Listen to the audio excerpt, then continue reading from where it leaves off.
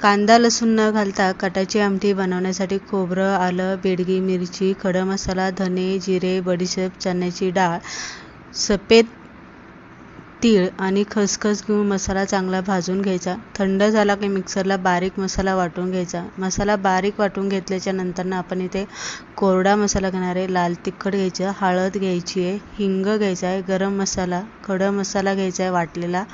त्यानंतर धने पावडर घालायची, जिरी पावडर घालायची, कढीपत्ता आणि चवीप्रमाणे मीठ. डाळ इथे शिजायला लावली होती. चाळणीमध्ये आपल्याला पुरण इथे वेळून घ्यायचं आणि ह्या पाण्याची आपल्याला इथे आमटी बनायची. कढईमध्ये तेल घालायचं, घेतलेला मसाला आणि केलेलं वाटण घालून तेल सुटेपर्यंत वाटण चांगलं परतून घ्यायचं. त्यानंतर डाळीचं पाणी आणि अंदाजानुसार थोडंसं पाणी घालून आपल्याला एक चांगली उकळी काढायची. उकळी आली की 10 मिनटं आमटी तशीच उकळती ठेवायची. छान अशी कांदा लसूण न घालता आमटी बनवून